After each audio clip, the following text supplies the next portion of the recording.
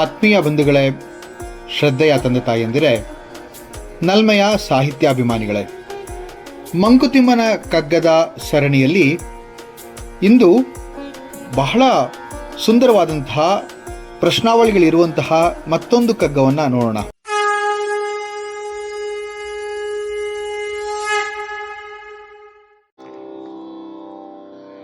ಒಗಟೆಯೇ ನೀ ಸೃಷ್ಟಿ ಬಾಳಿನರ್ಥವದೇನು, ಬಗೆದು ಬಿಡಿಸುವರಾರು ಸೋಜಿಗವನಿದನು. ಜಗವನಿರವಿಸಿದ ಕೈಯೊಂದಾದೊಡೆಕಿಂತು, ಬಗೆ ಬಗೆಯ ಜೀವಗತಿ ಮಂಕುತಿಮ್ಮ ಮಂಕುತಿಮ್ಮ. ಇದು ಮಂಕುತಿಮ್ಮನ ಕಗ್ಗದ 6ನೇ ಕಗ್ಗವಾಗಿದೆ. ಈ ಕಗ್ಗ ಬಹಳ ಸುಂದರವಾಗಿ ಮತ್ತೆ ಕೆಲವೊಂದು ಪ್ರಾಮಾಣಿಕ ಪ್ರಶ್ನೆಯನ್ನ ಕೇಳ್ತಾ ಇದ್ದಾರೆ ಇಲ್ಲಿ ಡಿ.ವಿ.ಜಿ. ಅವರು. ಒಗಟೇ ಏನಿ ಸೃಷ್ಟಿ ಬಾಳಿನ ಅರ್ಥವದೇನು, ಬಗೆದು ಬಿಡಿಸುವವರಾರು ಸೋಜಿಗವನು ಇದನು. ಜಗವ ನಿರವಿಸಿದ ಕೈಯೊಂದಾದೊಡೆಕಿಂತು, ಬಗೆ ಬಗೆಯ ಜೀವಗತಿ ಮಂಕುತಿಮ್ಮ ಅಂತ ಕೇಳಿದ್ರು. ಇದನ್ನ ಸ್ವಲ್ಪ ಬಿಡಿಸಿ ನಾವು ಓದಿದ್ರೆ ಬಹಳ ಸುಲಭವಾಗಿ ಇದು ಅರ್ಥ ಆಗತ್ತೆ. ಒಗಟೆ ಏನ್ ಈ ಸೃಷ್ಟಿ, ಬಾಳಿನ ಅರ್ಥವದು ಏನು, ಬಗೆದು ಬಿಡಿಸುವವರಾರು ಸೋಜುಗವನು ಇದನು.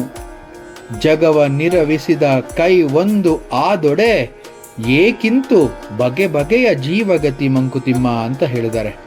ಈ ಸೃಷ್ಟಿಯ ಒಗಟೇನು, ಈ ಬಾಳಿಗೆ ಏನಾದರೂ ಅರ್ಥವಿದೆಯೇ, ಈ ಒಗಟನ್ನು ಬಿಡಿಸುವವರಾರು, ಪ್ರಶ್ನೆಗಳಿಗೆ ಉತ್ತರವನ್ನೀಯುವವರಾರು, ಈ ಜಗತ್ತನ್ನು ಸೃಷ್ಟಿ ಮಾಡಿದ ಆ ಕೈ ಒಂದೇ ಆದರೆ ಈ ಜಗತ್ತಿನ ಜೀವಗತಿ ಹೀಗೆ ಬೇರೆ ಬೇರೆ ಯಾಕಿದೆ? ನೋಡಿ ಎಷ್ಟು ಸುಂದರವಾಗಿದೆ ಇದು. ಈ ಎಲ್ಲ ಕಗ್ಗಳು ನಾವು ನೋಡ್ತಾ ಇರೋದು ಏನು ಜೀವನದ ಅರ್ಥ ಅನ್ನುವಂತಹ ಒಂದು ಶೀರ್ಷಿಕೆ ಅಡಿಯಲ್ಲಿ.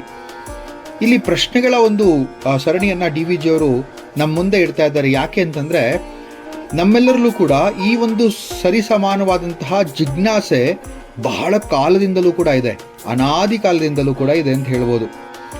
ಇದಕ್ಕೆ ಇಷ್ಟು ದಿವಸ, ಇಷ್ಟು ವರ್ಷ, ಇಷ್ಟು ಪಂಡಿತರು, ಇಷ್ಟು ಜ್ಞಾನಿಗಳು ಎಲ್ಲರೂ ಕೂಡ ಈ ಪ್ರಶ್ನೆಯನ್ನು ತಮ್ಮಷ್ಟಿಗೆ ತಾವೇ ಕೇಳಿಕೊಂಡು ತಮ್ಮ ಈ ಒಂದು ಪ್ರಶ್ನೆಗೆ ಉತ್ತರವನ್ನ ಹುಡುಕೋದಕ್ಕೆ ಹೊರಟರು ಕೂಡ ಉತ್ತರ ಸಿಗದಲೇ ಇದ್ದಾರೇನೋ ಅಂತ ಅನಿಸ್ಬಿಡುತ್ತೆ. ನೋಡಿ ಎಷ್ಟು ಸುಂದರವಾಗಿ ಡಿ.ವಿ.ಜಿ. ಅವರು ಇಲ್ಲಿ ಹೇಳ್ತಾರೆ.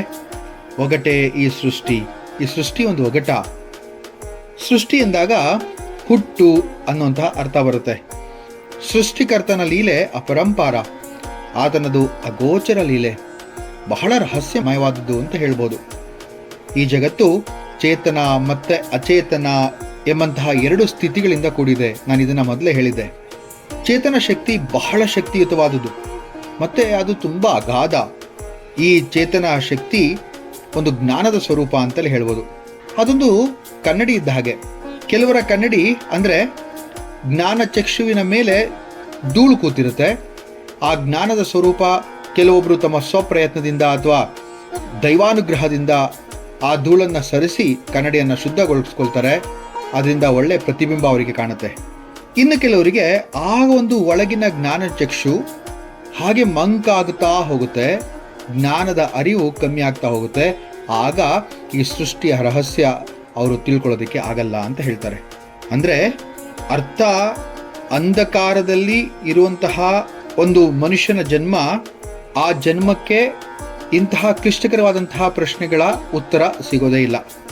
ಅದು ಗೋಚರಿಸದಲೇ ಹಾಗೆ ಕಗ್ಗಂಟಾಗೆ ಉಳಿದೋಗ್ಬಿಡುತ್ತೆ. ಜ್ಞಾನದ ಪರಿಧಿ ಅಂತವರಿಗೆ ಬಹಳ ಸೀಮಿತವಾಗಿರುತ್ತೆ. ಅವರಿಗೆ ಎಲ್ಲದರಲ್ಲೂ ಒಂದೊಂದು ಪ್ರಶ್ನೆ ಕಾಡ್ತಾ ಹೋಗುತ್ತೆ. ಸೃಷ್ಟಿಯ ರಹಸ್ಯವನ್ನ ತಿಳಿಯಬಲ್ಲಂತಹ ಜ್ಞಾನಿ ಇದಕ್ಕೆಲ್ಲ ಕೂಡ ಒಂದು ಅರ್ಥವನ್ನ ಗ್ರಹಿಸ್ತಾ ಹೋಗ್ತಾನೆ ತನ್ನ ಅನುಭವಜನ್ಯದಿಂದ. ಆದರೆ ಇಲ್ಲಿ ಡಿ.ವಿ.ಜಿ. ಅವರು ಜನಸಾಮಾನ್ಯರಿಗೆ ಬಹಳಷ್ಟು ಜನಕ್ಕೆ ಎದುರಾಗುವಂತಹ ಪ್ರಶ್ನೆಗಳ ಸಾಲನ್ನೇ ಇಲ್ಲಿ ನಮ್ಮ ಮುಂದೆ ಇಟ್ಟಿದ್ದಾರೆ. ಪ್ರಶ್ನೆಗಳು ಇಲ್ಲಿ ಪುನರಾವೃತ್ತಿ ಆಗ್ತಾ ಇದೆ. ನೋಡಿ ಮೊದಲು ಕೇಳಿದಾಗ ಏನು ಜೀವನದರ್ಥ, ಏನು ಪ್ರಪಂಚ ಅರ್ಥ ಎಂದಾಗ, ದೇವರೆಂಬುದೇನು, ಕಗ್ಗತ್ತಲ ಗವಿಯೇ ಅಂದಾಗ, ಇಲ್ಲಿ ಬಾಳಿನ ಅರ್ಥವಿದೇನು ಅಂತ ಕೇಳಿದಾಗ ಡಿ.ವಿ.ಜಿ. ಅವರು ಪ್ರತಿಯೊಬ್ಬ ಮನುಷ್ಯನ ಒಂದು ಅಂತರಾಳಕ್ಕೆ ಹೊಕ್ಕು ಅವರವರ ಒಂದು ಸೀಮಿತ ಜ್ಞಾನಕ್ಕೆ ಒಂದಷ್ಟು ಓರೆಯನ್ನು ಹಚ್ಚೋದಕ್ಕೆ ಇಷ್ಟಪಡ್ತಾ ಇದ್ದಾರೆ. ನೋಡಿ, ನಾವೆಲ್ಲರೂ ಕೂಡ ಬಾಳ್ತಾ ಇದ್ದೀವಲ್ವಾ? ಈ ಬಾಳ್ತಾ ಇದ್ದೀವಿ ಅನ್ನೋದಾದರೆ ಈ ಬಾಳಿಗೆ ಒಂದು ಅರ್ಥ ಇರಬೇಕಲ್ವಾ? ಇದರ ಒಗಟನ್ನು ಬಿಡಿಸುವವರು ಯಾರಾದರೂ ಇದ್ದಾರಾ? ಕೇಳ್ಕೊಳ್ಳಿ, ನಿಮ್ಮನ್ನು ನೀವೇ ಒಂದು ಪ್ರಶ್ನೆ ಕೇಳ್ಕೊಳ್ಳಿ. ನಾನು ಬಾಳ್ತಾ ಇದ್ದೇನೆ, ಈ ನನ್ನ ಬಾಳಿಗೆ ಒಂದು ಅರ್ಥ ಇದೆಯಾ ಅಂತ. ಸಾಮಾನ್ಯ ಒಗಟಾದರೆ ಯಾರಾದರೂ ಬಿಡಿಸ್ಬೋದು ಅದು, ಆದರೆ ಇದು ರಹಸ್ಯಮಯವಾದಂಥ ಕ್ಲಿಷ್ಟಕರವಾದಂಥ ಒಂದು ಒಗಟು. ಇದು ಬಿಡಿಸಲು ಅಸಾಧ್ಯ ಅಂತಲೇ ಹೇಳ್ಬೋದು. ಈ ಜಗತ್ತಿನ ಭೇದವನ್ನು ಅಥವಾ ರಹಸ್ಯವನ್ನು ಭೇದಿಸಕ್ಕೆ ಹೋದರೆ ಅನುಭವಜನ್ಯತೆಯಿಂದ ಅವರು ಹೇಳ್ತಾ ಹೋಗಬಹುದು. ಅದರ ವಾದ ಕೂಡ ಅನುಭವಜನಿತವಾಗೇ ಇರುತ್ತೆ. ಏಕಪಕ್ಷೀಯವಾದಂಥ ನಿದರ್ಶನ ಅದಾಗಿರೋದಿಲ್ಲ ಅಂತ ಹೇಳ್ಬೋದು. ಯಾರ್ಯಾರು ಈ ಪ್ರಯತ್ನವನ್ನು ಮಾಡ್ತಾ ಇದ್ದಾರೋ ಅವರಿಗೆಲ್ಲ ವಿಭಿನ್ನವಾದಂಥ ಮತ್ತು ಬೇರೆ ಬೇರೆ ರೂಪದಲ್ಲಿ ಈ ಒಂದು ಪ್ರಶ್ನೆ ಕಾಣ್ತಾ ಹೋಗುತ್ತೆ. ಈ ಜಗತ್ತಿನ ನಿಜರೂಪ ಕಂಡು ಅದರ ಒಂದು ರಹಸ್ಯವನ್ನು ತಿಳಿಯೋದಕ್ಕೆ ಯಾರಿಂದಲೂ ಕೂಡ ಇಲ್ಲಿವರೆಗೆ ಯಶಸ್ಸು ಸಿಕ್ಕಿಲ್ಲ. ಈ ಜಗತ್ತನ್ನು ನಿರ್ಮಿಸಿರುವ ಆ ಕೈ ಒಂದೇ ಅನ್ನೋದೇ ಆದರೆ ನಮಗೆ ಮತ್ತೆ ಕಾಡುವಂತಹ ಪ್ರಶ್ನೆ, ಯಾಕೆ ಜಗತ್ತಿನ ಜೀವಗತಿಯಲ್ಲಿ ಬೇರೆ ಬೇರೆ ರೀತಿಯಾಗಿದೆ ಅಂತ. ಈ ಜೀವಗತಿ ಅಂದರೆ ಏನು ನೋಡಿ?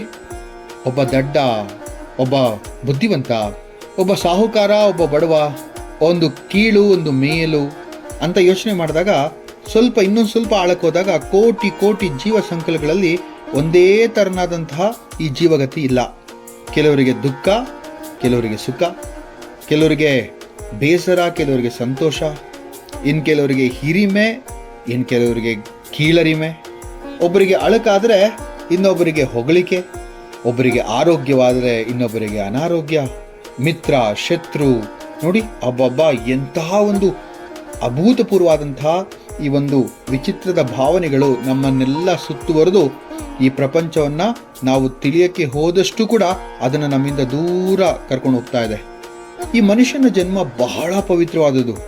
ದಾಸರು ಒಂದ್ ಕಡೆ ಹೇಳ್ತಾರಲ್ವ, ಏಸು ಕಾಯಂಗಳ ಕಳೆದು 84 ಲಕ್ಷ ಜೀವ ರಾಶಿಯನ್ನು ದಾಟಿ ಬಂದ ಈ ಶರೀರ ಅಂತ ಹೇಳಿದ್ರು. ತುಂಬ ಶ್ರೇಷ್ಠತೆಯಾದಂತಹ ಈ ಒಂದು ಮನುಷ್ಯ ಜನ್ಮ, ಈ ಮನುಷ್ಯ ಜನ್ಮಕ್ಕೆ ಅರ್ಥ ಇದೆ ಅಂತ ನಾವೆಲ್ಲರೂ ಭಾವಿಸೋದೇ ಆದರೆ, ಈ ಅರ್ಥ ಏನು ಅನ್ನುವಂತಹ ಒಂದು ಪ್ರಶ್ನೆ ನಮ್ಮಲ್ಲಿ ಮೂಡೋದೇ ಆದರೆ ಆದಷ್ಟು ಬೇಗ ನಮ್ಮ ಜ್ಞಾನಚಕ್ಷುವನ್ನು ತೆರೆದು ಆ ಅರ್ಥವನ್ನು ಹುಡುಕುವಂಥ ಪ್ರಯತ್ನವನ್ನು ಮಾಡೋಣ. ಮುಂದಿನ ಕಗ್ಗದೊಂದಿಗೆ ಮತ್ತೆ ಭೇಟಿ ಆಗ್ತೇನೆ. ನಮಸ್ಕಾರ.